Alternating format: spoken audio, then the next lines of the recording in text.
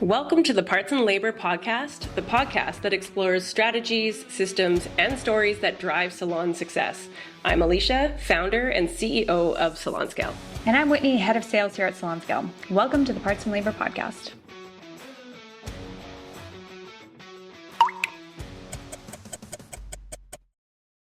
Okay, welcome back to the Parts plus Labor Podcast. My name is Whitney. And I'm Alicia. And today we are talking about, is salon culture dead? And kind of the reason for this is there's been a huge shift, the last few years, really. We went on that kind of eras of how salons are running.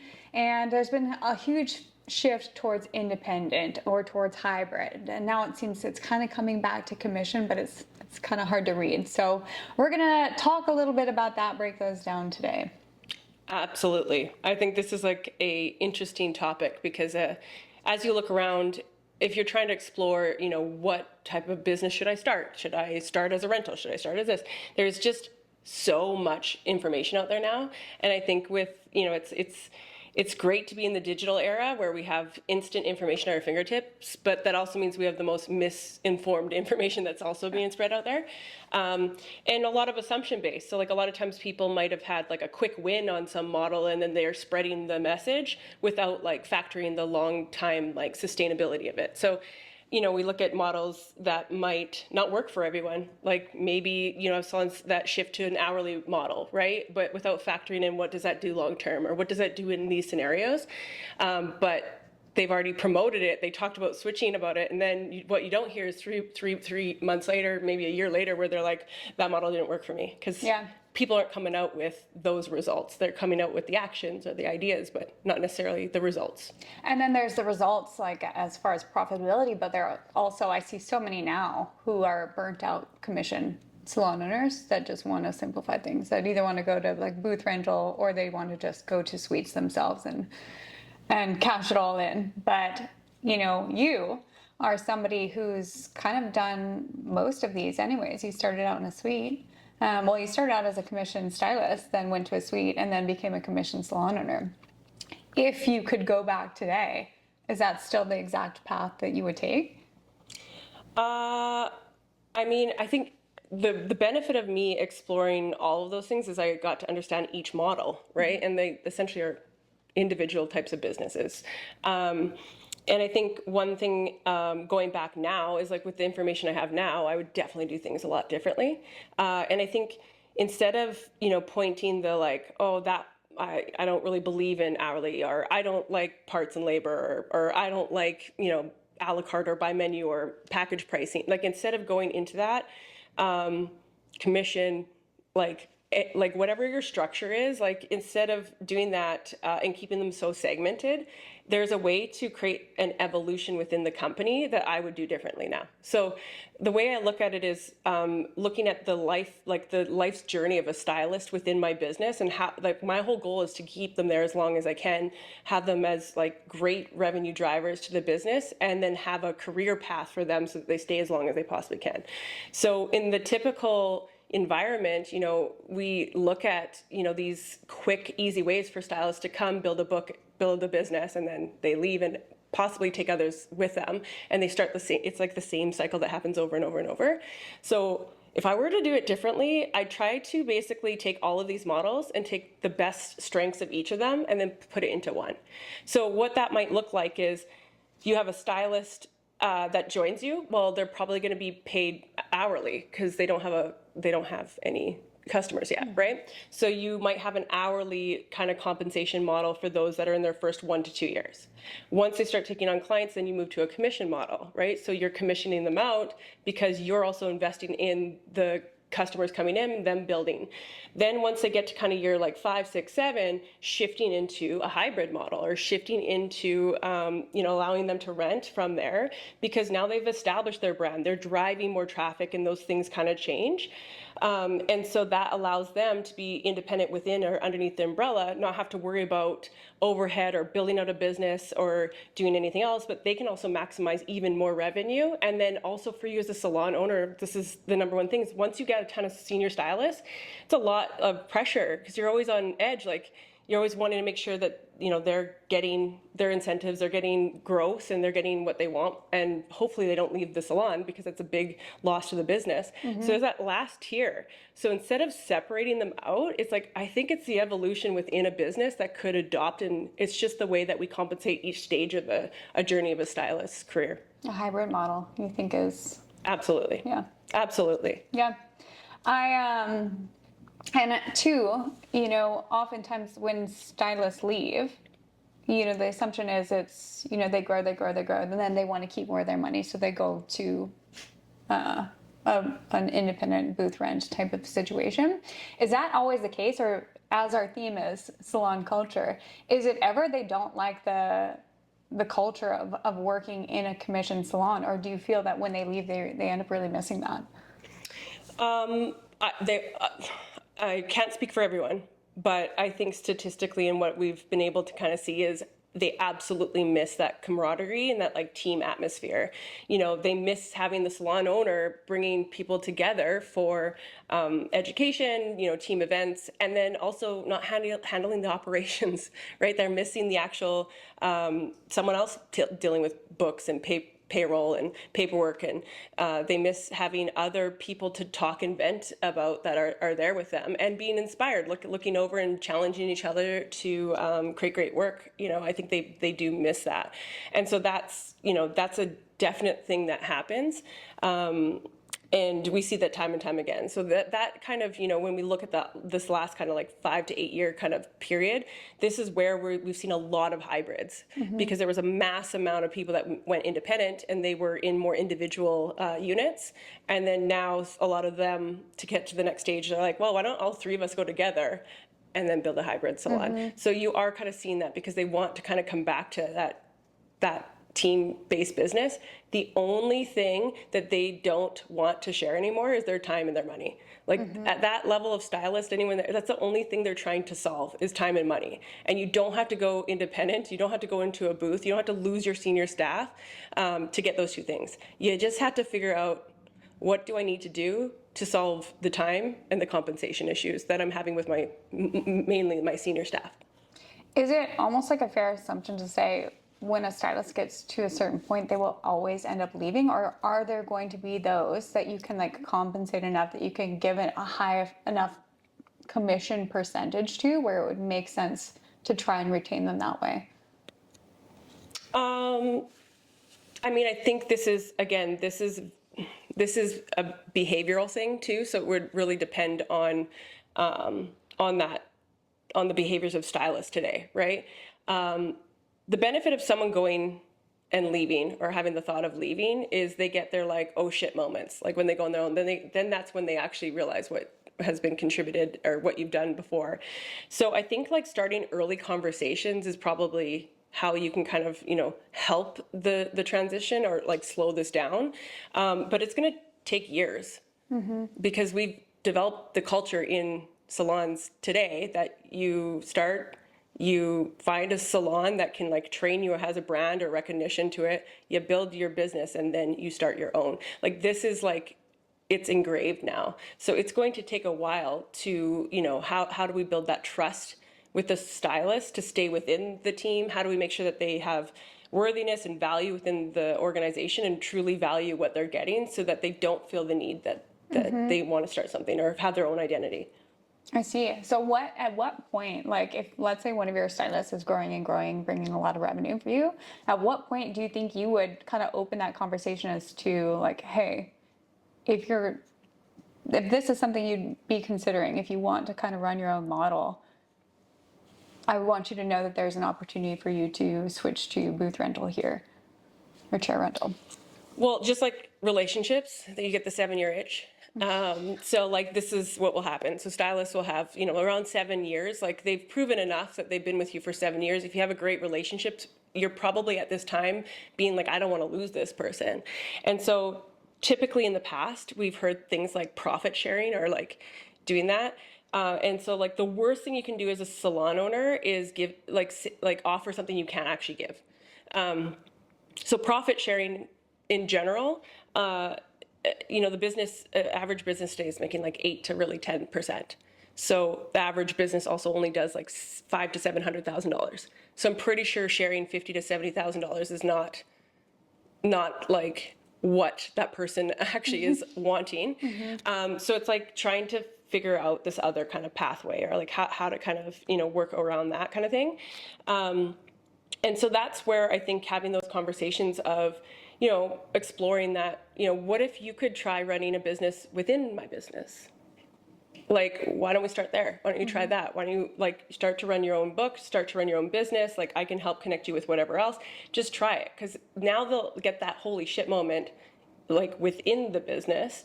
They'll get those moments on their own, and essentially it's regaining that trust with you and regaining that confidence of like the reason why they chose to be with you to begin with and why they want to continue to work with you. And then I suppose if they wanted to switch back to commission, that door would be open then too. It wouldn't have been like an awkward goodbye. And then they could always just kind of come back because they're already there anyway. But you brought up an interesting point, I would say, when you mentioned kind of they miss that culture and being around and seeing what, kind of learning from the person next to them too. Is it like, would it get to like a sticky spot of like, okay, if you're giving the entire team education, let's say you're bringing an educator and you're paying for it for your team, or you're doing something for your team, what's like the divide with your renter? For education? Yeah. Yeah. So essentially, like you have your commission-based business, like that's that structure. That business is all about maximizing profitability and growing revenues and maintaining budgets, whatever. With your hybrid business or with your renter, you're an agent. Like you're essentially an agency. So it's the other way. Essentially, what you're doing is they're your customer, and so if you have provide them with operational support, you're generating income based off of their volume and what's going on. So it's a little bit of a different situation. So when it comes to the education, that can be a perk, right? So you can say, we charge $1,000 a chair for like a basic rent, but for $1,500 a month, that extra 500 gets you into our culture package. That gets you the education, this and this and this and this and this. So it's like you're leveraging your operations, your business, the education, the components that you have in your business, but you're making it more accessible to the actual renter in your business. So they'd still be in that class and all that stuff. It's just how you like take in and push cash in your business. When you went from like a commission stylist to a suite owner, did you invest in education yourself at all? I did. It was a lot more, I think, again, with rise of social, like it was a lot easier to find independent artists and tag in and kind of, watch those things. I never really did watch too much online videos. I think it's just, again, probably my ADHD, but watching videos for too long, I think it was hard to, more hands-on, right? But very quickly, I also created my own education and I went in salons, started training, stuff like that. So there was a little bit of learning, in those kind of areas and then connecting to others that had classes and kind of went that way.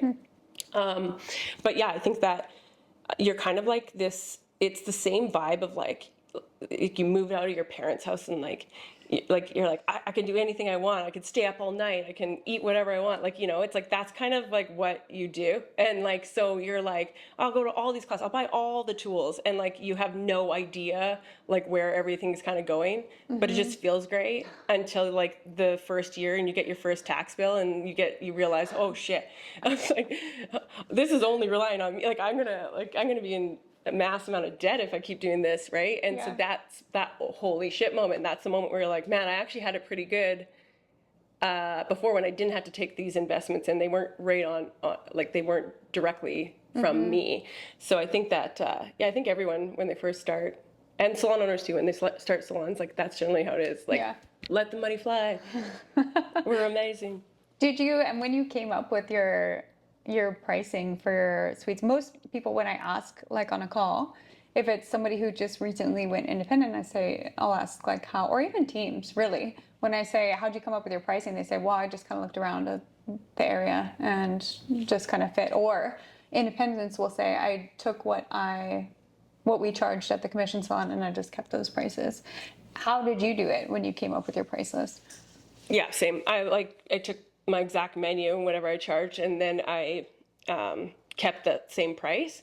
And then I think I offered like your first visit was a certain discount just to like secure their position. Did you do any like back work on like, okay, this is what my tax bill is going to be, this is what I'm paying for rent? Like, did you factor all that in, or you just were like, Not at I'm all. gonna roll this right over? Not at all. And like also too, like again, I think with pricing in general and setting those prices, like you are just so like you're so worried about what the customer is going to feel that you're trying to cater to that energy of like, well, hopefully it's like not too high, it's the right amount. And like you're kind of just going that way, and without even understanding the behind the scenes, like without understanding the bottom line and like what it actually costs you to kind of do those things. And I think that like most people are customer first, not business first. Like most people aren't starting salons and thinking, oh, I better understand like the entire like operational expenses. What is it going to cost? Like what are like my monthly operational costs? Like what are some variables? What budget should I be in place? And then go and look at like, okay, what would I need to charge to make a certain profit margin? Okay, then like what customers could afford that? Like it's like you should be going the other way, and like who do I want to attract that can fit into this margin? Like we just kind of go the other way sometimes. Yeah. Did you, and you probably, I mean, my assumption would be like if you were taking the prices that you were charging at a commission salon and you were, let's say, only getting 50%, if you kept those the same, you're probably like, I'm going to be rich. And then, but then like after you paid all the bills, did you find it was like pretty similar? Or do you find you were making less than you were making at a commission salon?